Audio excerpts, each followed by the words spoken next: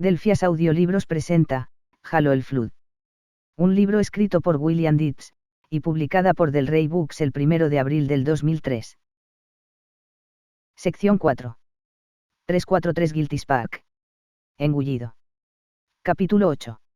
Despliegue más 58 horas, 36 minutos y 31 segundos.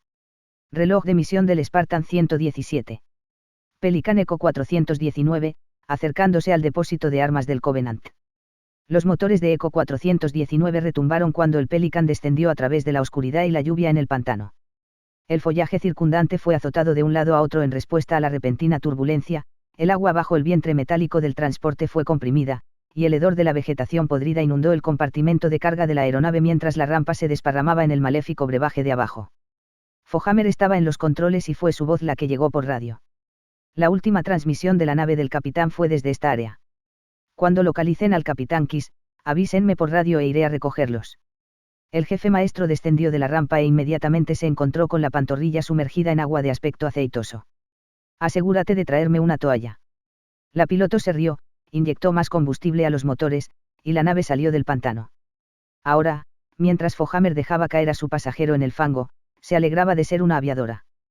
El personal de tierra trabajaba demasiado duro. Kiss flotaba en un vacío. Una neblina blanca y difusa nublaba su visión, aunque ocasionalmente podía distinguir imágenes en ráfagas rápidas como un relámpago, un cuadro de pesadilla de cuerpos deformes y tentáculos retorcidos. Un brillo atenuado resplandecía desde un metal grabado muy pulido. A lo lejos, podía oír un zumbido sordo. Tenía una extraña cualidad musical, como un canto gregoriano reducido a una fracción de su velocidad normal. Se dio cuenta de inmediato de que las imágenes provenían de sus propios ojos. Este conocimiento le trajo una avalancha de recuerdos de su propio cuerpo. Luchó, y se dio cuenta con creciente horror de que apenas podía sentir sus propios brazos. Parecían más suaves de alguna manera, como si estuvieran llenos de un líquido esponjoso y espeso. No podía moverse. Le picaban los pulmones, y el esfuerzo de respirar le dolía. El extraño canto zumbante se convirtió en un zumbido de insecto, resonando dolorosamente en su conciencia. Había algo, distante, algo definitivamente distinto en el sonido. Sin previo aviso, una nueva imagen pasó por su mente, como las imágenes de una pantalla de vídeo. El sol se estaba poniendo sobre el Pacífico, y un trío de gaviotas volaban por encima. Olió el aire salado y sintió arena entre los dedos de los pies. Sintió una sensación asquerosa, un sentimiento de indescriptible vulneración, y la imagen reconfortante se desvaneció. Intentó recordar lo que estaba viendo, pero el recuerdo se desvaneció como el humo. Todo lo que podía sentir ahora era una sensación de pérdida. Le habían quitado algo. ¿Pero qué? El insistente zumbido volvió, dolorosamente fuerte ahora. Podía sentir zarcillos de conciencia, hambrientos de datos, moviéndose por su mente confusa como gusanos enfermizos. Un montón de nuevas imágenes lo llenaron. La primera vez que mató a otro ser humano, durante las revueltas en Charybdis 9. Olía a sangre, y sus manos temblaban mientras enfundaba la pistola. Podía sentir el calor del cañón del arma. El orgullo que sintió después de graduarse en la academia, luego un tropiezo, como si una mala grabación holográfica se desplazara hacia atrás, y luego un nudo en el estómago. El miedo a no poder cumplir con los estándares de la academia, el asqueroso olor a lilas y lirios mientras estaba sobre el ataúd de su padre Kiss continuó flotando, fascinado por el desfile de recuerdos que comenzaron a apilarse sobre él, cada uno apareciendo más rápido que el anterior. Se movió a la deriva a través de la niebla. No se dio cuenta, ni siquiera se preocupó, de que tan pronto como terminaban las ráfagas de recuerdos, desaparecían por completo. La extraña alteridad se alejó de su conciencia, pero no del todo. Todavía podía sentir al otro sondeándolo, pero lo ignoró. La siguiente ráfaga de recuerdos pasó, luego otra, luego otra. El jefe verificó su indicador de amenaza, no encontró nada preocupante y permitió que el pantano se estrechara a su alrededor. Hazte amigo de tu entorno. Eso es lo que el jefe Méndez le había dicho hace muchos años, y el consejo le había servido bien. Al escuchar el constante chirrido de la lluvia, sentir el aire caliente y húmedo a través de sus respiraderos, y ver las formas naturales del pantano, el Spartan sabría lo que pertenecía y lo que no. Un conocimiento que podría significar la diferencia entre la vida y la muerte. Satisfecho de estar en sintonía con el entorno que lo rodeaba, y con la esperanza de conseguir una mejor posición ventajosa, subió un ligero ascenso. La recompensa fue inmediata. El Pelican había caído a menos de 60 metros del lugar donde lo había dejado Echo 419, pero el follaje circundante era tan espeso que Fohammer no había podido ver el lugar del accidente desde el aire. El jefe se acercó para inspeccionar los restos. A juzgar por las apariencias, y el hecho de que no había muchos cuerpos tendidos, la nave se había estrellado durante el despegue, más que en el aterrizaje. La impresión fue confirmada cuando descubrió que mientras estaban vestidos de uniforme, todos los heridos llevaban insignias de la Armada. Eso sugería que la nave de descenso había aterrizado con éxito, había descargado a todos sus pasajeros marines y estaba en proceso de despegar cuando un fallo mecánico o disparos del enemigo habían derribado la aeronave. Satisfecho de que tenía una comprensión básica de lo que había ocurrido, el jefe estaba a punto de irse cuando vio una escopeta junto a uno de los cuerpos, decidió que podría ser útil y deslizó el cabestrillo sobre su hombro derecho. Siguió un rastro de huellas de botas desde el Pelican hacia el brillo de las luces de trabajo portátiles, el mismo tipo de luces que había visto en el área alrededor de la Verdad y Reconciliación. Los alienígenas eran ciertamente diligentes, especialmente cuando se trataba de robar todo lo que no estaba asegurado. Como para confirmar su teoría sobre la actividad del Covenant en la zona, no pasó mucho tiempo antes de que el Spartan se encontrara con un segundo naufragio, una nave de descenso del Covenant esta vez, que se hundía en el fango del pantano. Aparte de los enjambres de insectos parecidos a las polillas y el lejano canto de los pájaros del pantano, no había signos de vida. Los contenedores de carga estaban esparcidos por todo el lugar del accidente, lo que planteó una pregunta interesante. Cuando el transporte llegó, estaban los alienígenas tratando de entregar algo, armas tal vez, o llevándose material. No había forma de estar seguros. En cualquier caso, había una gran probabilidad de que Kiss hubiera sido atraído por las luces, tal como a él le había sucedido, la siguió hasta el lugar del accidente, y continuó desde allí. Con eso en mente, se balanceó junto a un árbol que se erguía sobre gruesas raíces semejantes a arañas, siguió un rastro hasta una colina y vio a un yacal solitario. Sin dudarlo, colocó el rifle de asalto en su hombro y derribó al alienígena de un golpe. Se agachó, esperando el inevitable contraataque, que nunca llegó. Curioso. Dadas las luces, el lugar del choque y la dispersión de los módulos de carga, habría esperado encontrar más oposición. Mucha más. Entonces, ¿dónde estaban? No tenía sentido. Solo un misterio más que añadir a su creciente colección. La lluvia golpeaba la superficie de su armadura, y el agua del pantano salpicaba alrededor de sus botas mientras el jefe maestro se abría paso entre el follaje y de repente se encontró bajo fuego.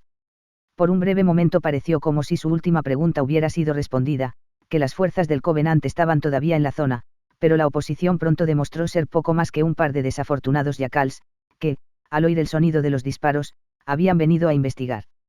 Como de costumbre, entraron bajo, agachados detrás de sus escudos, por lo que era casi imposible anotar un golpe directamente delante de ellos.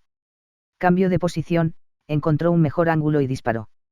Un yacal cayó, pero el otro rodó, y eso hizo casi imposible alcanzarlo.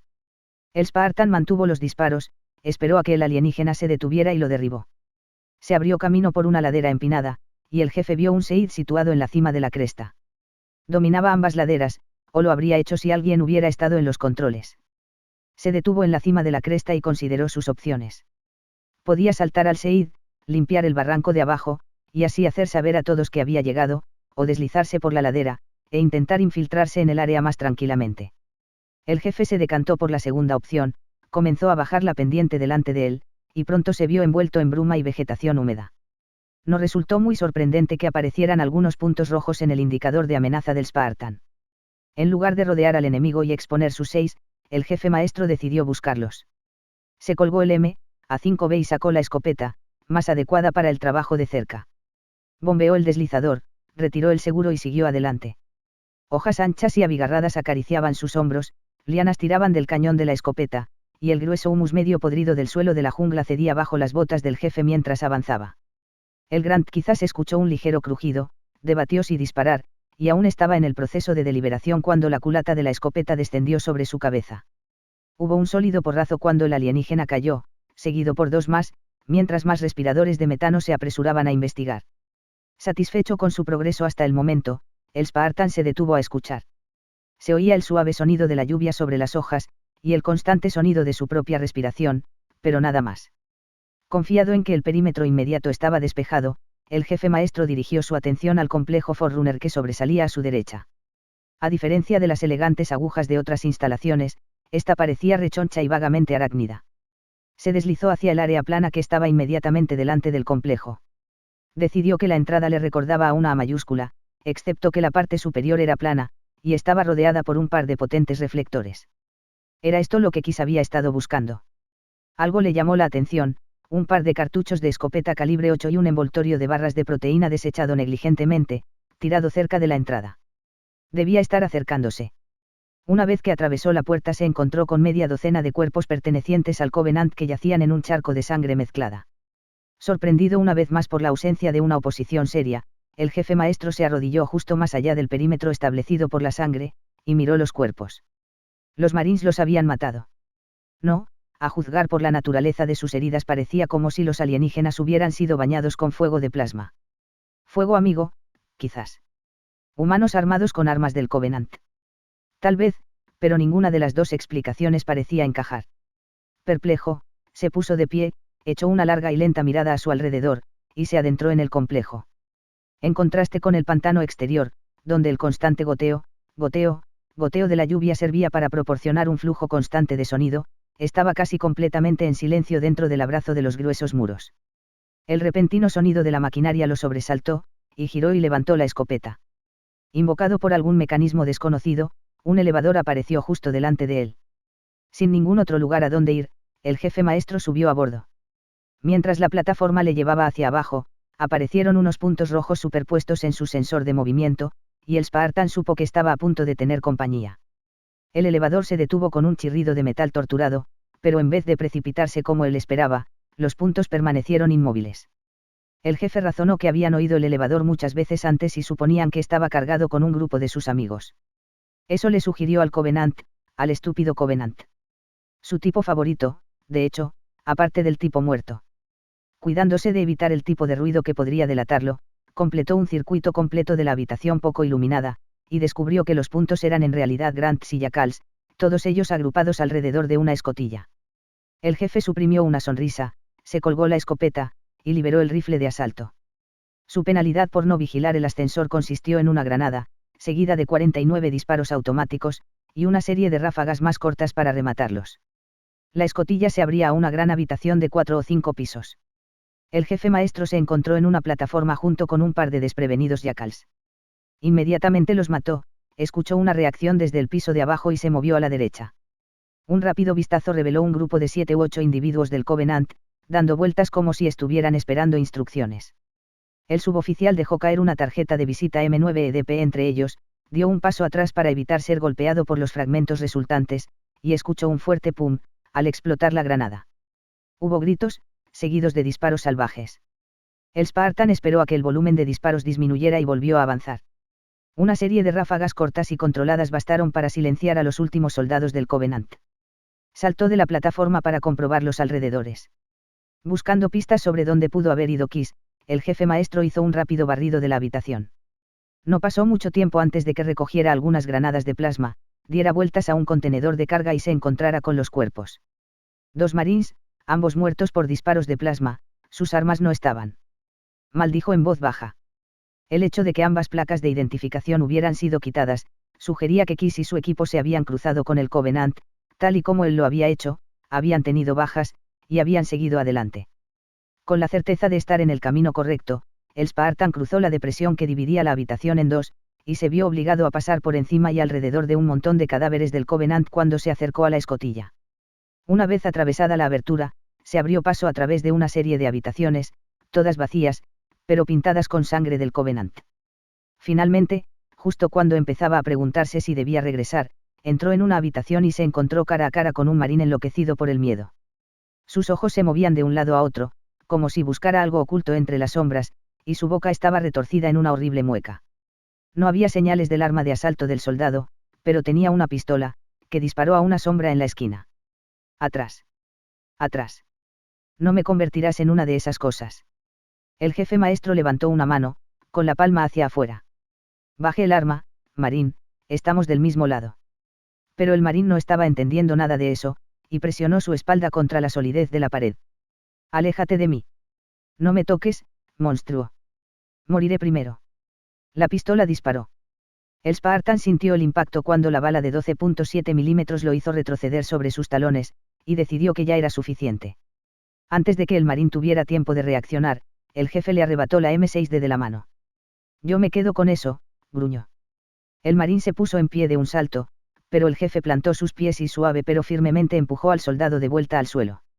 Ahora, dijo, ¿dónde está el capitán Kiss y el resto de tu unidad?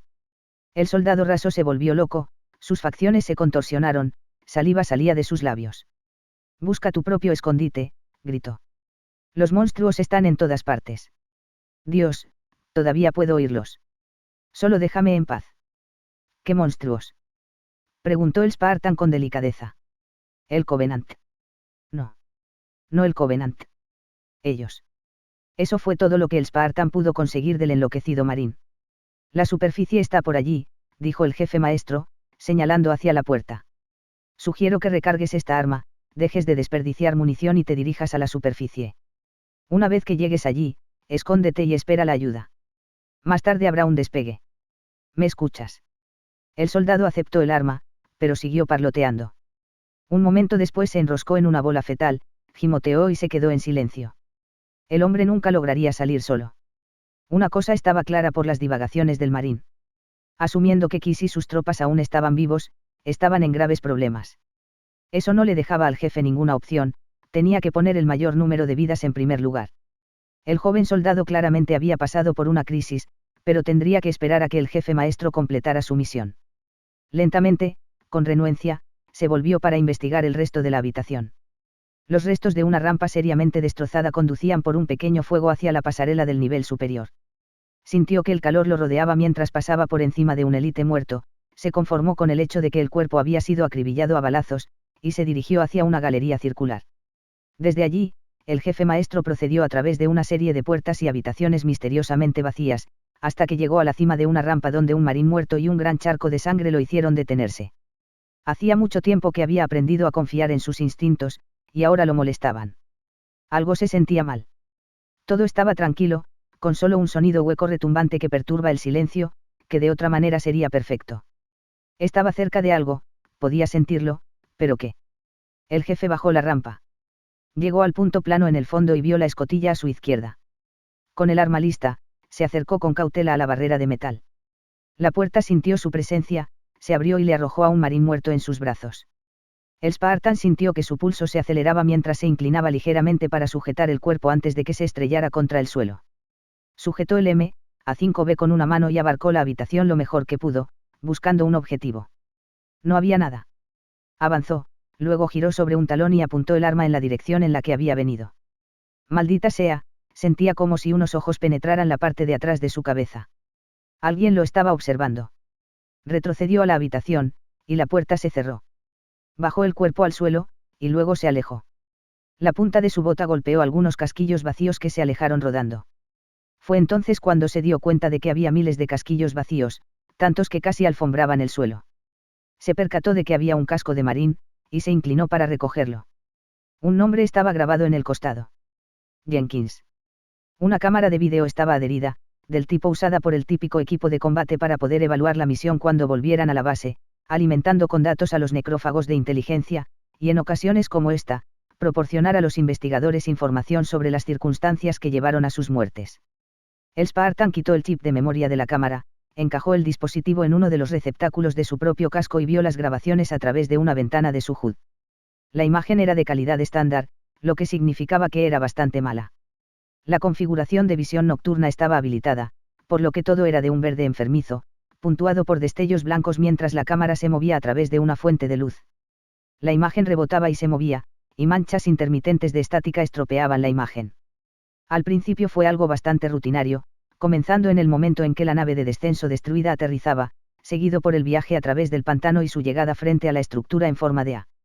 Adelantó la secuencia, y el vídeo se volvió más ominoso después de eso, comenzando con el élite muerto, y se volvió aún más desagradable cuando el equipo abrió la puerta final y entró.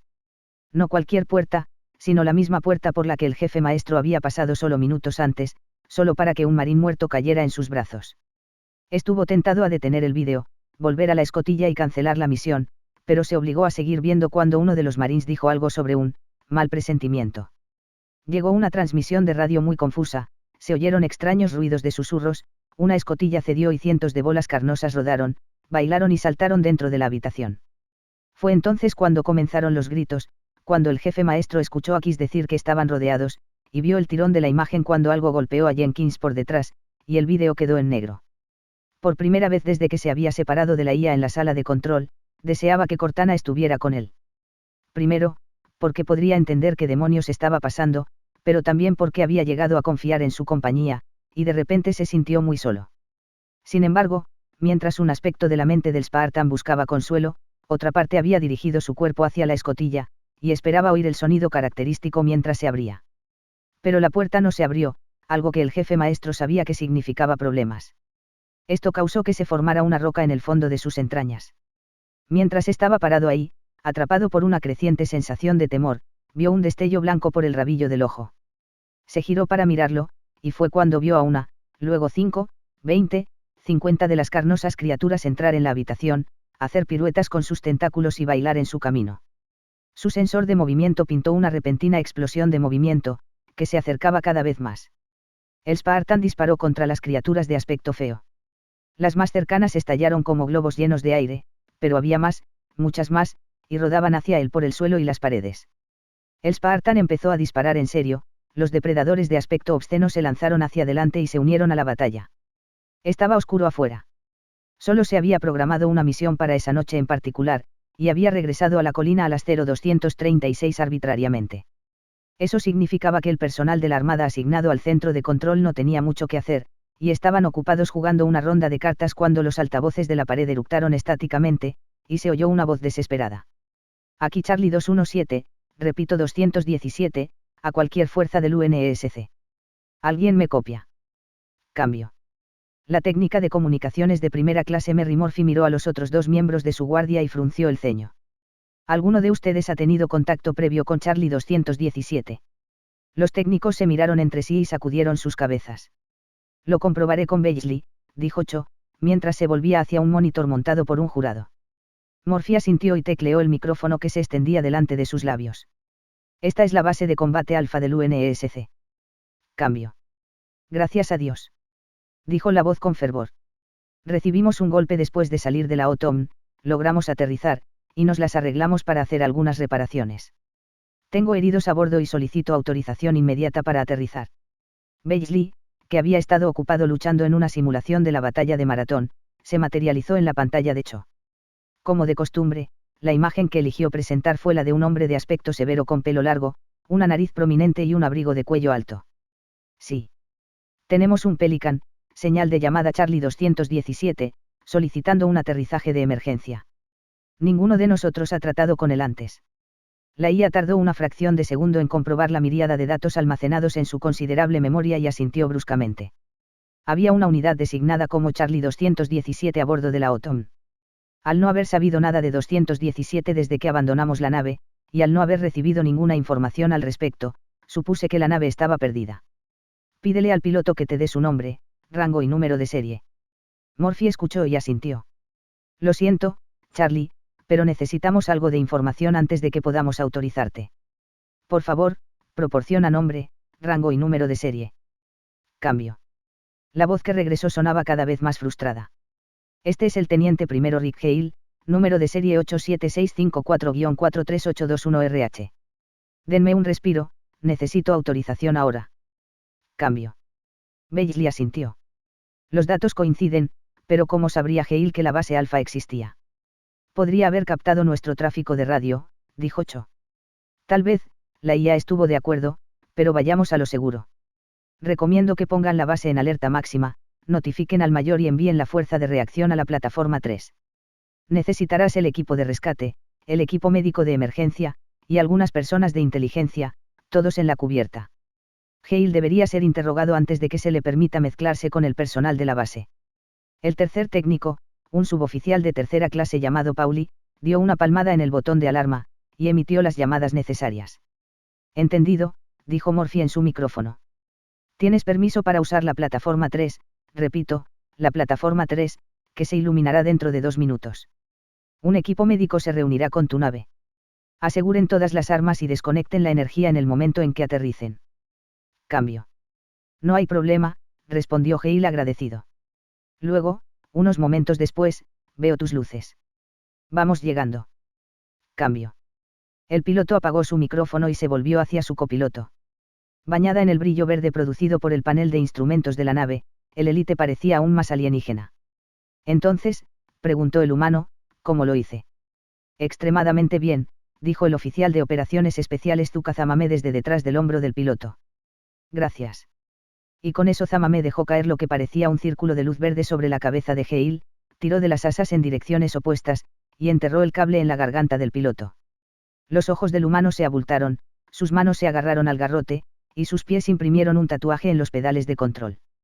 El élite que ocupaba la posición de copiloto ya había tomado el control del Pelican y, gracias a las horas de práctica, podía volar muy bien la nave de descenso. Zamame esperó hasta que las patadas se detuvieron, soltó el cable y olió algo fétido. Fue entonces cuando el élite se dio cuenta de que Gale se había ensuciado. Dio un gruñido de asco, y volvió al compartimento de carga del Pelican. Estaba abarrotado de élites fuertemente armados, entrenados para infiltrarse. Llevaban generadores de camuflaje, junto con sus armas. Su trabajo era tomar tantas plataformas de aterrizaje como fuera posible, y mantenerlas hasta que 6 naves de descenso cargadas con Grants, Jackals, y más élites pudieran aterrizar en la meseta. Los soldados vieron aparecer al oficial y se mostraron expectantes. Procedan, dijo Zamame. Ya saben qué hacer. Enciendan el camuflaje activo, revisen sus armas y recuerden este momento. Porque esta batalla, esta victoria, será grabada en el muro de la saga de su familia y recitada por las generaciones venideras. Los profetas han bendecido esta misión, los han bendecido, y quieren que cada soldado sepa que aquellos que trascienden lo físico serán bienvenidos al paraíso. Buena suerte. Un borrón de luces apareció en la oscuridad, la nave de descenso perdió altitud, y los guerreros murmuraron sus bendiciones finales. Como la mayoría de las IAs, Beasley tenía una marcada tendencia a pasar más tiempo pensando en lo que no tenía que en lo que sí tenía, y los sensores estaban en lo más alto de su lista. La triste verdad era que mientras McKay y su compañía habían recuperado una gran cantidad de suministros de la OTOM, no había habido tiempo suficiente para despojar a la nave de la electrónica que le habría dado a la IA una imagen en tiempo real y en todo momento del espacio aéreo circundante. Eso significaba que dependía totalmente de los datos proporcionados por los sensores terrestres remotos que las patrullas habían plantado aquí y allá alrededor del perímetro de 10 kilómetros de la colina. Todas las transmisiones habían estado despejadas durante el contacto inicial por radio con Charlie 217, pero ahora, cuando el Pelican estaba aterrizando, la unidad del sector 6 empezó a entregar datos. Afirmaba que 6 señales de calor de alta potencia acababan de pasar por encima, que lo que las producía era bastante ruidoso, y que se estaban acercando a una velocidad de aproximadamente 350 km por hora. Beasley reaccionó con el tipo de velocidad que solo una computadora es capaz de alcanzar, pero la respuesta fue demasiado tarde para impedir que Charlie 217 aterrizara. Incluso cuando la IA hizo una serie de recomendaciones enérgicas a sus superiores humanos, los patines del Pelican hicieron contacto con la superficie de la plataforma 3, un número de élites casi invisibles bajaron por la rampa, y los hombres y mujeres de la base Alfa pronto se encontraron luchando por sus vidas. Un nivel más abajo, encerrado en una habitación con otros 3 Grants, Yaya apoyó el lejano lamento de una alarma, y pensó que sabía por qué. Zamame tenía razón, el humano que portaba la extraña armadura, y que se creía responsable de miles de bajas del Covenant, frecuentaba este lugar. Yaya lo sabía porque había visto al soldado más de 6 unidades antes, accionó el transmisor escondido dentro de su aparato de respiración, y así puso en marcha la incursión. Esa era la buena noticia. La mala noticia era que la presa de Zamame podría muy bien haber dejado la base durante el periodo de tiempo intermedio. Si era así, y la misión era catalogada como un fracaso, el Grant tenía pocas dudas sobre quién recibiría la culpa. Pero no había nada que Yaya pudiera hacer más que agarrar las barras crudamente soldadas con sus manos, escuchar los lejanos sonidos de la batalla y esperar lo mejor. En este punto, lo mejor sería probablemente una muerte rápida e indolora. Todos los miembros del equipo de rescate, la mitad de los médicos y un tercio del equipo de reacción ya estaban muertos cuando McKay salió de su litera, se metió en su ropa y agarró sus armas personales. Siguió a la multitud hasta la zona de aterrizaje para descubrir que se estaba librando una batalla campal. Pernos de energía parecían llegar de la nada, granadas de plasma se materializaban de la nada y las gargantas eran cortadas por cuchillos invisibles. El grupo de aterrizaje había sido contenido, pero apenas, y amenazaba con irrumpir en las plataformas vecinas. Silva estaba allí, desnudo de cintura para arriba, gritando órdenes mientras disparaba ráfagas cortas con un arma de asalto. Inunden la plataforma 3 con combustible. Pero manténgalo dentro del área de contención. Háganlo ahora.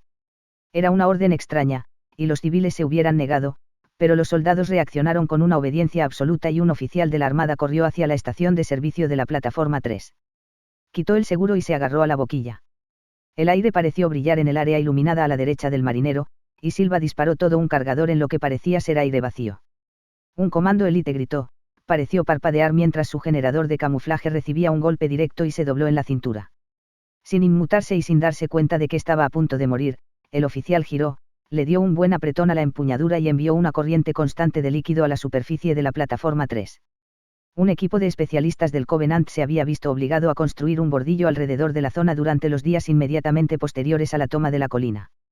El propósito de la barrera era contener los derrames de combustible, y funcionó bien, ya que el combustible de alto octanaje se deslizó alrededor de los patines del Pelican y mojó el área más allá.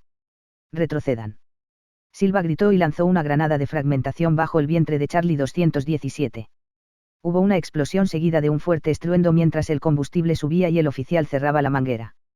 El efecto general fue convertir a los élites que permanecían en la plataforma en antorchas brillantes, que chillaban y danzaban. La respuesta fue inmediata, cuando los marines abrieron fuego, derribaron a los comandos y se vieron obligados a dedicar sus esfuerzos a luchar contra el fuego. Charlie 217 estaba totalmente envuelto en ese momento, y se estremeció cuando el combustible de uno de sus tanques explotó. Pero había otros Pelicans que proteger y mientras algunos habían despegado, otros permanecían en sus plataformas. Silva se volvió hacia McKay. Hora del espectáculo, dijo el mayor, mientras Beasley le hablaba al oído. Esto fue poco más que un calentamiento, sin ánimo de hacer un juego de palabras. La verdadera fuerza de asalto está a solo 5 minutos. 6 naves del Covenant, si Beasley tiene razón. No pueden aterrizar aquí, así que aterrizarán en alguna parte de la meseta. Yo me encargaré de las plataformas, tú encárgate de la meseta. McKay asintió, dijo, sí, señor, y vio al sargento Lister y le hizo señas para que se acercara. El suboficial tenía un escuadrón de submarines a su disposición. Reúne al resto de mi compañía, Dales que excaven en la parte superior de las plataformas de aterrizaje, y que se preparen para manejar un ataque desde la meseta. Démosles a los bastardos una cálida recepción. Lister echó un vistazo al furioso incendio y sonrió ante el juego de palabras involuntario de McKay. Sí, señora. Dijo y se alejó trotando. En otro lugar, a lo largo del borde irregular de la colina, los emplazamientos de Seid requisados abrieron fuego. Pulsos de energía azul brillante sondearon la oscuridad circundante, encontraron la primera nave y cortaron la noche en rodajas. Zamame y un grupo de 5 comandos élites ya habían dejado libre la plataforma de aterrizaje cuando los humanos inundaron la plataforma 3 con combustible. De hecho, el oficial élite ni siquiera estaba en la superficie de la instalación Forerunner durante el subsiguiente infierno, él y sus comandos ya estaban un nivel más abajo, moviéndose de habitación en habitación, masacrando a cada humano que encontraban. No había aparecido ninguna señal del soldado enemigo que más deseaban, pero aún era pronto, y podría estar a la vuelta de la esquina. Murphy acababa de quitar los seguros de los cañones automáticos de 50 mm MLA, y delegado el control a Beasley, cuando sintió que algo le rozaba el hombro. La suboficial comenzó a girar, vio un rocío de sangre y se dio cuenta de que le pertenecía. Un élite produjo una profunda risa gutural cuando tanto Cho como Pauli se encontraban con destinos similares. La sala de control fue neutralizada. Pero Beasley presenció los asesinatos a través de la cámara montada sobre el monitor de vídeo principal, apagó las luces y notificó a Silva. En cuestión de minutos, 6 equipos de 3 personas, todos equipados con gafas de visión nocturna sensibles al calor, estaban ocupados abriéndose camino a través del complejo laberíntico. Los generadores de camuflaje del Covenant no bloqueaban el calor, en realidad lo generaban, y eso ponía a ambas partes en igualdad de condiciones. Mientras tanto, gracias a la iniciativa personal de una oficial muerta, Beasley tenía una sorpresa de 50 milímetros. Esperando a las naves de descenso que llegaban. Aunque eran efectivas contra las Banshees, los Seeds carecían del poder necesario para derribar una nave de descenso del cielo, algo que el Covenant conocía claramente de antemano. Pero, al igual que un élite no podía soportar 50 rondas de munición perforadora de armadura de 7.62 milímetros, los transportes enemigos resultaron vulnerables a los proyectiles altamente explosivos de 50 milímetros que se abrieron paso repentinamente. No solo eso, sino que los proyectiles de 50 milímetros estaban controlados por computadora, es decir, controlados por Beasley, lo que significaba que casi todos los disparos iban exactamente donde se suponía que debían ir. El control había sido delegado demasiado tarde para que la IA pudiera alcanzar la primera nave de descenso, pero la segunda estaba justo donde él quería que estuviera. Explotó cuando una docena de balas estallaron dentro del fuselaje. Irónicamente, los compartimentos que contenían a los soldados preservaban la mayor parte de sus vidas para que pudieran morir cuando la aeronave golpeara el pie de la colina. Pero solo había 2 de los cañones, uno al oeste y otro al este, lo que significaba que los transportes sobrevivientes estarían a salvo en el campo de fuego de los MLA del este antes de que la IA pudiera dispararles. Aún así, la destrucción de esa sola nave había reducido la fuerza de asalto en un sexto, lo que resultó aceptable para Beasley. La muerte generada por la máquina atravesó la cima de la meseta mientras las naves de descenso del Covenant hacían uso de sus cañones de plasma para bombardear la zona de aterrizaje. Un equipo de asalto fue atrapado al descubierto y cortado en pedazos, incluso cuando una andanada de cohetes disparados al hombro se lanzaron contra los transportes entrantes. Hubo aciertos, algunos de los cuales causaron bajas, pero ninguna de las aeronaves enemigas fue destruida. Luego, flotando como insectos obscenos, las naves de descenso en forma de U giraron hacia abajo, y derramaron tropas por sus ranuras laterales, esparciéndolas como semillas malignas por la cima de la meseta. McKay hizo los cálculos mentales. 5 transportes restantes, unos 30 soldados cada uno, equivalían a una fuerza de asalto de unos 150 soldados. Acábenlos. Lister gritó. Maten a los bastardos antes de que puedan aterrizar. La respuesta fue un constante crack. Crack, crack, cuando los francotiradores de la compañía abrieron fuego, y tanto Elites, Grant y Jackals cayeron muertos al suelo. Pero quedaban muchos, y McKay se preparó para el asalto que se avecinaba. Las luces se habían apagado por razones que el Grant solo podía suponer, un factor que se sumó al miedo que sentía. Incapaz de hacer nada más, Yayap escuchó los apagados sonidos de la batalla, y se preguntó de qué lado estaba. No le gustaba ser un prisionero, pero empezaba a preguntarse si no estaría mejor con los humanos. Al menos por un tiempo, hasta que un breve destello de luz apareció, se deslizó por la pared opuesta, cruzó el suelo y encontró su camino hacia la celda. Yayap. ¿Estás ahí? Había otras luces ahora, y el Grant vio el aire brillar frente a él. Era Zamame. Para asombro de Yayap, el élite había mantenido su palabra y en realidad había venido a buscarlo. Al darse cuenta de que el aparato de respiración dificultaba que los demás distinguieran a los de su clase, el Grant empujó su cara contra las barras. Sí, comandante, estoy aquí. Bien, dijo el élite. Ahora apártense para que podamos volar la puerta. Todos los Grants de la celda se retiraron al fondo de la habitación mientras uno de los comandos colocaba una carga en la cerradura de la puerta, retrocedía y hacía uso de un mando a distancia para activarla. Hubo un pequeño destello de luz, seguido de un suave van, cuando el explosivo fue detonado. Las bisagras chirriaron cuando Yayap empujó la puerta para quitarla del camino. Ahora, dijo Zamame con entusiasmo, llévanos hasta el humano. Hemos atravesado la mayor parte del complejo, pero aún no nos hemos encontrado con él. Así que, Yayap pensó para sí mismo, la única razón por la que vino a buscarme fue para encontrar al humano. Debería haberlo sabido. Por supuesto, comandante, respondió el Grant, sorprendido por su propia delicadeza. Los alienígenas capturaron algunos de nuestras Banshees. El humano fue asignado a custodiarlas. Yayap esperaba que Zamame desafiara la afirmación, que preguntara cómo lo sabía, pero el élite le creyó. Muy bien, respondió Zamame. ¿Dónde están retenidas las aeronaves? Arriba en la meseta, respondió Yayap con sinceridad, al oeste de las plataformas de aterrizaje. Vamos a encabezar el camino, dijo el élite de manera importante, pero mantente cerca. Sería fácil perderse. Sí, comandante, el gruñón respondió, lo que usted diga. Ante la imposibilidad de aterrizar sobre o cerca de las plataformas como se planeó originalmente, el maestro de campo Putumee se vio obligado a desplegar su equipo de asalto en el área elevada del complejo Forerunner. Eso significaba que sus tropas tendrían que avanzar por terreno abierto, con muy poca cobertura, y sin el beneficio de armas pesadas que despejaran el camino. Sin embargo, el astuto oficial de campo tenía un truco bajo la manga.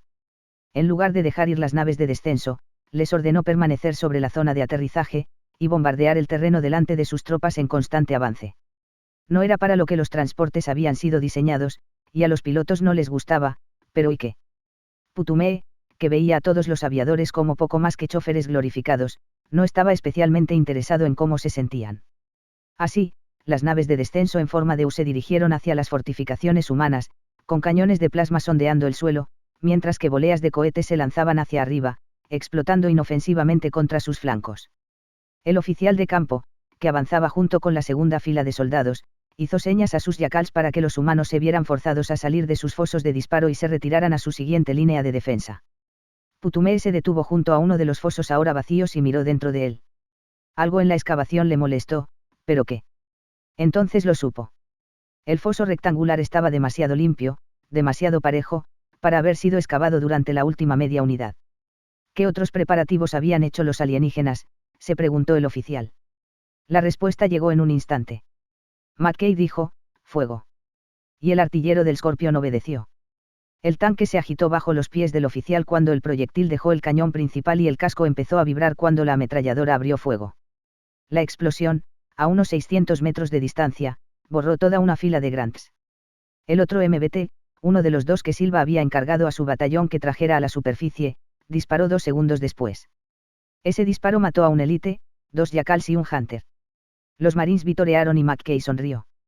Aunque dudaba de que el Covenant intentara poner tropas en la meseta, el mayor era un hombre cuidadoso, y por ello había ordenado a los Helljumpers que cavaran pozos de disparo alrededor de la instalación, y crearan búnkeres para los tanques.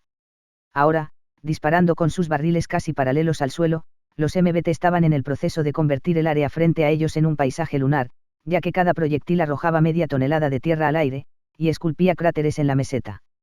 Sin que McKay, o cualquier otro humano lo supiera, el tercer proyectil que rugió en el campo de tiro destrozó al maestro de campo Putumee por la mitad. El asalto continuó, pero ahora más despacio, ya que élites de menor rango tomaron el mando e intentaron reunir a sus tropas. Aunque persiguiendo su propia misión, Zamame había estado monitoreando la situación y sabía que el asalto se había estancado. Era solo cuestión de tiempo antes de que se ordenara a las naves de descenso que se precipitaran, recogieran a los que pudieran arrastrarse, caminar o correr hacia ellas, y partieran hacia lugares más seguros. Eso suponía que debía retirarse, buscar la forma de pasar a través de las líneas humanas, pero la reunión con el profeta seguía persiguiéndole. Su mejor oportunidad, no, su única oportunidad, era encontrar al humano y matarlo. Conservaría la cabeza, todo sería perdonado, y quién lo sabía. Muchos élites habían sido asesinados, así que podría haber un ascenso en el futuro. Así, tranquilizado, siguió adelante.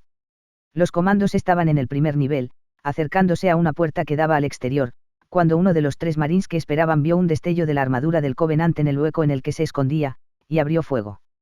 Hubo un completo pandemonio cuando los humanos gastaron cargador tras cargador de munición, Grants explotaron sobre sus pies, élites dispararon en todas las direcciones, y pronto empezaron a caer. Zamame sintió cómo se desataba su rifle de plasma mientras intentaba enfriarse, y supo que estaba a punto de morir, cuando una granada de plasma se introdujo entre los humanos y se clavó en el brazo de un soldado humano. Gritó, no. Pero ya era demasiado tarde, y la explosión mató a todo el equipo de asalto. Yayap, que se había apropiado tanto de la granada como de la pistola de uno de los comandos muertos, tiró del arnés de combate de Zamame. Por aquí, comandante.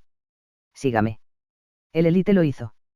El Grant condujo al oficial a través de una puerta, por un pasillo, y a la plataforma donde 10 Banshees estaban en una fila ordenada. No había guardias. Zamame miró a su alrededor. ¿Dónde está? Yayap se encogió de hombros. No tengo ni idea, comandante. Zamame sintió una mezcla de ira, miedo y desesperanza cuando una nave de descenso pasó por encima de su cabeza y desapareció en picado. Todo el esfuerzo había sido un fracaso. Así que, dijo con dureza, me mentiste. ¿Por qué? Porque usted sabe cómo volar una de estas cosas, el Grant respondió con simplicidad, y yo no. Los ojos del élite parecían brillar como si estuvieran iluminados desde dentro. Debería dispararte y dejar tu cuerpo para que los humanos lo arrojaran por el acantilado. Puede intentarlo, dijo Yayap mientras apuntaba la pistola de plasma a la cabeza de su superior, pero no se lo aconsejo. Se necesitaba todo el coraje que el Grant había podido reunir para que apuntara su arma hacia un élite, y su mano temblaba en respuesta al miedo que sentía. Pero no mucho, no lo suficiente para que un perno de energía fallara, y Zamame lo sabía. El élite asintió. Momentos después, un Banshee muy cargado se levantó del suelo a trompicones, se deslizó por el borde de la colina e inmediatamente empezó a perder altura. Un artillero Seid lo vio y envió 3 ráfagas de plasma tras la nave de asalto, pero la Banshee pronto estuvo fuera de alcance. La batalla por la base Alfa había terminado. El Spartan disparó contra lo que parecía una marea de espantosos tentáculos, retrocedió y decidió mantenerse en movimiento. Era vulnerable, sobre todo por detrás, pero la armadura lo ayudaría, sobre todo porque a los monstruos les gustaba saltar sobre la gente. Lo que sucedió después no fue claro, pero podría hacer gritar a los Marines, y ponerlos fuera de combate en un periodo de tiempo relativamente corto. La munición sería una preocupación, sabía eso, así que, en lugar de disparar desenfrenadamente, se forzó a sí mismo a apuntar, tratando de hacer estallar tantas cosas como pudiera. Se le acercaban en parejas, de a 3 y de a 4, y reventaban en pedazos carnosos cuando las balas los desgarraban y parecían derretirse. El problema era que había cientos de estos pequeños bastardos, tal vez miles, lo que dificultaba seguirles el ritmo mientras se precipitaban en su dirección. Sin embargo, había estrategias, cosas que el jefe podía hacer para mejorar las probabilidades, y que marcaban la diferencia. La primera fue correr, disparando a medida que avanzaba, alargando su formación irregular, obligándolos a patinar de un extremo a otro de la habitación. Eran numerosos y decididos, pero no particularmente brillantes. La segunda fue observar los brotes, concentraciones de las criaturas donde una granada bien lanzada podría destruir cientos de ellas a la vez. Y la tercera era cambiar continuamente entre el arma de asalto y la escopeta, manteniendo así un ritmo de disparo constante, solo parando para recargar cuando había una pausa momentánea en la lucha. Estas estrategias se hicieron repentinamente más cruciales cuando algo nuevo saltó desde la oscuridad. Una masa de carne deshilachada y extremidades oscilantes se lanzó contra su cabeza. Durante los primeros momentos del ataque, el jefe se preguntó si un cadáver había caído sobre él de alguna manera desde arriba, pero pronto supo la verdad, cuando aparecieron más criaturas horriblemente deformes y se abalanzaron sobre él. No solo corrieron, sino que se lanzaron al aire, como si quisieran aplastarlo bajo su peso. Las criaturas eran aproximadamente humanoides, figuras jorobadas que parecían parcialmente podridas. Sus miembros parecían estar estirados hasta el punto de romperse. Grupos de tentáculos sobresalían de agujeros irregulares en su piel. Sin embargo, eran susceptibles a las balas, algo por lo que el jefe estaba agradecido, aunque a menudo se necesitaban 15 o 20 disparos para acabar con una de ellas. Extrañamente, incluso las vivas parecían estar muertas, lo cual, al reflexionar, el jefe maestro empezaba a creer que lo estaban. Eso explicaría por qué algunos de los feos hijos de puta tenían un marcado parecido con los élites del Covenant, o con lo que parecería un élite si lo mataras, enterraras el cuerpo y lo desenterraras 2 semanas después. Finalmente, después de lo que pareció una eternidad, 2 de los élites reanimados irrumpieron a través de la escotilla, y fueron rápidamente derribados. Eso le dio al jefe la oportunidad de escapar. Sin embargo, había más monstruos bípedos justo en su espalda, junto con un enjambre de criaturas esféricas saltarinas, y tuvo que eliminarlas todas con fuego automático antes de que pudiera liberarse y atravesar una puerta. El Spartan se encontró en la galería superior de una gran sala bien iluminada. Estaba llena de criaturas bípedas y deformes, pero ninguna parecía fijarse en él. Intentó que siguiera así y se deslizó en silencio por la pared derecha hasta una escotilla. Un corto viaje llevó al jefe a un espacio similar donde se estaba librando lo que parecía una batalla en toda regla entre tropas del Covenant y los nuevos hostiles. El Spartan consideró brevemente la posibilidad de atacar a los objetivos, y no había escasez de ellos. En su lugar, no disparó y se quedó detrás de un módulo de carga caído. Tras una batalla infernal, los combatientes se habían aniquilado entre sí, lo que le permitió cruzar el puente que llevaba al otro extremo por la pasarela y salir por la puerta lateral. Otra de las criaturas jorobadas cayó desde arriba y se estrelló contra él. El Spartan trastabilló, se agachó y lanzó al monstruo por encima de su hombro. Se estrelló contra la pared y dejó un rastro de líquido moteado de color verde grisáceo y viscoso cuando se deslizó por el suelo. El jefe maestro se giró para continuar, cuando su sensor de movimiento destelló en rojo, iluminando un contacto justo detrás de él. Se dio la vuelta y se sorprendió al ver a la criatura destrozada y muy dañada luchar con sus pies. Su brazo izquierdo colgaba inútilmente y huesos frágiles sobresalían de su carne pálida y gangrenosa. Sin embargo, el brazo derecho de la cosa aún funcionaba. Una columna retorcida de tentáculos estalló de la muñeca derecha de la criatura y pudo oír los huesos del interior romperse al forzar su mano derecha bruscamente hacia un lado. Los tentáculos salieron disparados, crujieron como un látigo y arrojaron al jefe maestro al suelo. Sus escudos fueron casi completamente drenados de un solo golpe. Rodó hasta agacharse y abrió fuego. Las balas perforadoras de armaduras de 7.62 milímetros casi cortaron al monstruo por la mitad. Pateó al hostil caído, le dio 2 golpes en el pecho. Esta vez, la maldita cosa debería permanecer muerta, pensó. Se movió más lejos a lo largo del pasillo. 2 marines se encontraban en el lugar donde habían caído, demostrando que al menos algunos del segundo pelotón habían logrado llegar hasta aquí, lo que abría la posibilidad de que otros más hubieran escapado también. El jefe maestro los examinó, descubrió que aún llevaban sus placas de identificación y se las llevó. Se arrastró por amplias galerías y estrechos pasillos, pasó por la maquinaria vibrante y entró en una oscura y sombría bóveda. Su rastreador de movimiento emitió advertencias carmesíes, había enemigos por todas partes. Otro de los hostiles bípedos deformes se tambaleó y reconoció la forma de la cabeza de la criatura, la larga y angular cabeza de un élite lo enfrentaba. Lo que impedía que disparara era la ubicación de la cabeza. El cráneo del alienígena estaba inclinado en un ángulo asqueroso, como si los huesos de su cuello se hubieran ablandado o licuado. Colgaba flácida en la espalda de la criatura, sin vida, como una extremidad que necesitaba ser amputada. Era como si algo hubiera reescrito al Elite, reformándolo de adentro hacia afuera. El Spartan sintió una emoción poco habitual, un trino de miedo. Una imagen de impotencia, de gritar ante una amenaza inminente, sin poder, atravesó su mente, una instantánea de sus sueños criogénicos a bordo de la Pillar of Autumn. De ninguna manera me va a pasar eso, pensó. De ninguna manera. La bestia se arrastró y se alejó de la vista. Respiró profundamente, exhaló, luego escapó de su posición y arremetió por el centro de la habitación. Apartó a un lado a las bestias tambaleantes, y aplastó a un puñado de las pequeñas criaturas esféricas bajo sus botas. Su escopeta retumbó y sangre verde y espesa salpicó el suelo. Alcanzó su objetivo, una gran plataforma elevadora, idéntica a la que lo había llevado a este infierno. Alcanzó el panel de activación, y esperaba encontrar el botón para subir. Uno de los hostiles saltó en el aire y aterrizó a su lado. El jefe se arrodilló, metió el cañón de la escopeta en el vientre de la criatura y disparó. La bestia volcó de un extremo a otro, y cayó de nuevo hacia un pequeño coágulo de los pequeños y redondos hostiles. Se lanzó hacia el panel de activación, y apuñaló los controles. La plataforma elevadora cayó como una roca, tan abajo y tan rápido que sus oídos reventaron. ¿Dónde diablos estaba Cortana cuando la necesitas? Siempre diciéndole que pasara por esa puerta, cruzara ese puente o subiera a esa pirámide. Molesto a veces, pero también tranquilizador. El sótano, si eso es lo que era, tenía todo el encanto de una cripta. Un pasadizo lo llevó a otro gran espacio donde tuvo que abrirse camino luchando a través del suelo hasta una puerta y el pasillo en forma de túnel que había más allá. Fue entonces cuando el Spartan se encontró cara a cara con algo que no había visto antes y que hubiera preferido no volver a ver, una de las combativas bestias bípedas. Este era un humano horriblemente mutado. Aunque la criatura estaba distorsionada por lo que le había destrozado el cuerpo, el jefe lo reconoció de todas formas. Era el soldado Manuel Mendoza, el soldado al que el sargento Johnson le gustaba gritar, y uno de los marines que había estado con Kiss cuando desapareció en esta pesadilla. Aunque retorcido por lo que le habían hecho, el rostro del soldado aún conservaba un rastro de humanidad, y fue lo que hizo que el jefe maestro retirara el dedo del gatillo de la escopeta e intentara hacer contacto. Mendoza, vamos, salgamos de aquí de una maldita vez.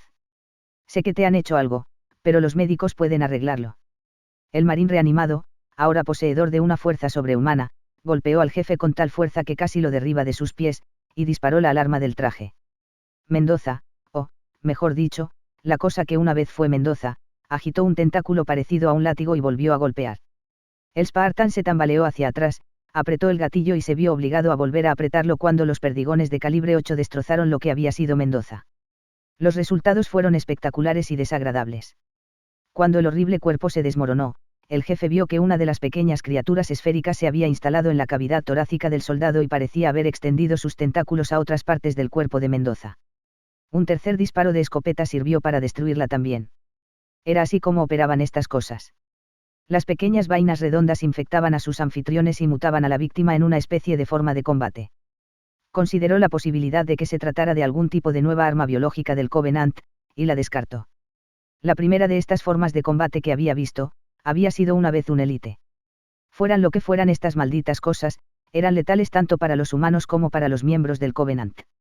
Rápidamente introdujo cartuchos en su escopeta, y luego siguió adelante. El Spartan se movió tan rápido como pudo, en una carrera a muerte. Irrumpió en otra habitación, subió a la galería de arriba, arrancó una forma de Elite de sus botas y se agachó a través de una puerta de espera. La zona del otro lado era más desafiante. El jefe tenía el segundo piso para él solo, pero un ejército de monstruos tenía el piso de abajo, y ahí es donde tenía que ir. La altura confería ventajas. Algunas granadas bien colocadas, seguidas de un salto desde la pasarela, y 60 segundos de acción a corta distancia fueron suficientes para hacerlo pasar. Aún así, fue un tremendo alivio pasar a través de un espacio completamente inexpugnable, y a un compartimento donde encontró un nuevo desarrollo al que enfrentarse.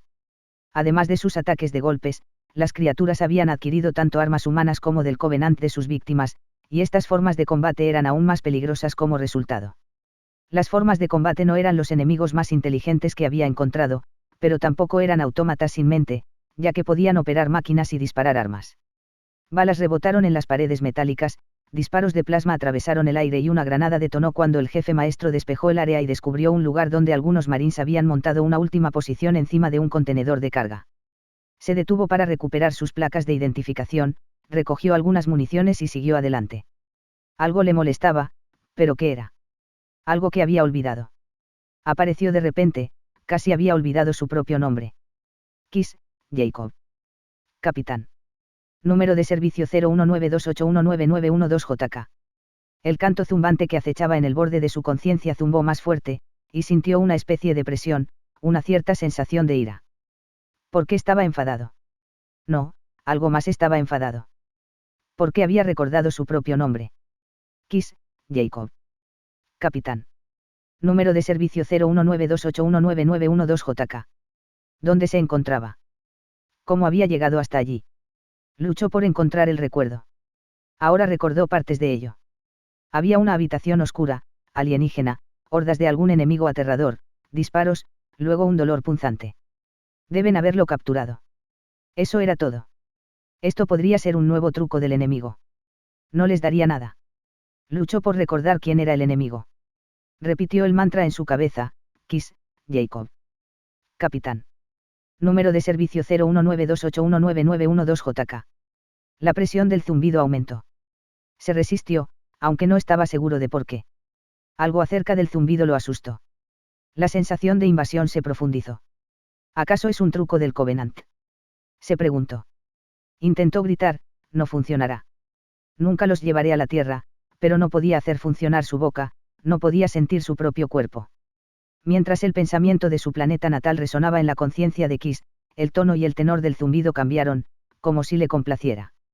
El, Kiss, Jacob. Capitán. Número de servicio 0192819912JK se sorprendió cuando nuevas imágenes se reprodujeron en su mente. Se dio cuenta, demasiado tarde, de que algo estaba rebuscando en su mente, como un ladrón de tumbas saqueando una tumba.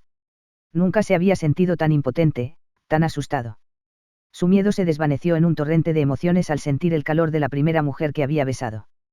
Trató de gritar mientras le arrancaban el recuerdo y lo descartaban. Kiss, Jacob. Capitán. Número de servicio 0192819912JK. A medida que cada uno de los fragmentos de su pasado se reproducía y era absorbido por el vacío, podía sentir al invasor envolviéndolo como un océano de maldad. Pero, al igual que los trozos de restos flotantes que quedaban después de que un barco se hundiese, quedaban trozos aleatorios de él mismo, una especie de balsa improvisada a la que podía aferrarse momentáneamente. La imagen de una mujer sonriente, una bola girando en el aire, una calle atestada, un hombre con la mitad de su cara destrozada, entradas para un espectáculo que no podía recordar, el suave sonido de campanas de viento y el olor a pan recién horneado. Pero el mar estaba demasiado agitado, las olas se estrellaron contra la balsa y la rompieron.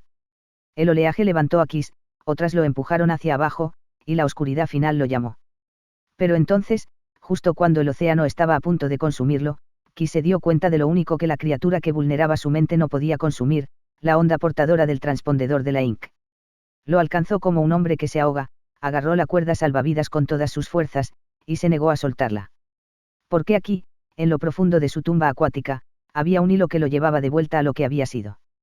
Kiss, Jacob. Capitán. Número de servicio 0192819912JK. El jefe maestro disparó el último de sus cartuchos de escopeta en el colapsado bulto de una forma de combate. Se agitó y se quedó quieta. Después de atravesar la confusión de cámaras y pasadizos subterráneos durante lo que parecieron horas, finalmente encontró un elevador para salir a la superficie. Presionó cuidadosamente el panel de activación, se preocupó por un momento de que este elevador también lo llevara más profundo en la instalación y sintió que el elevador se tambaleaba en un rápido ascenso. Mientras el elevador subía, la voz preocupada de Fohamer resonó en su sistema de comunicación. Aquí Eco 419. Jefe, eres tú. Perdí tu señal cuando desapareciste dentro de la estructura. ¿Qué está pasando ahí abajo? Estoy rastreando movimiento por todo el lugar. No me creería si te lo contara, contestó el jefe maestro, con su voz sombría, y créeme, no quieres saberlo. Te aviso, el capitán Kiss ha desaparecido, y es muy probable que esté muerto. Cambio. Entendido, respondió el piloto. Siento oírlo, cambio. El elevador se detuvo, el Spartan se bajó y se encontró rodeado de marines. No las formas de combate con las que se había pasado la última eternidad luchando, sino seres humanos normales y sin cambios. Me alegro de verlo, jefe, dijo un cabo. El jefe interrumpió al soldado. No hay tiempo para eso, marín. Informe. El joven marín se atragantó, y luego empezó a hablar. Después de perder el contacto nos dirigimos al punto de encuentro, y estas cosas, nos emboscaron. Señor, aconsejamos que nos vayamos de aquí, lo antes posible. Eso es pensamiento de mando, cabo, respondió el jefe. Vámonos. Fue una corta caminata por la rampa y bajo la lluvia. Extrañamente, y para su sorpresa, se sintió bien al entrar en el apestoso pantano. Muy bien, de hecho. Gracias por escuchar. Like y suscripción si les gustó y recuerden que pueden comentar cualquier cosa. Hasta el próximo capítulo, amigos.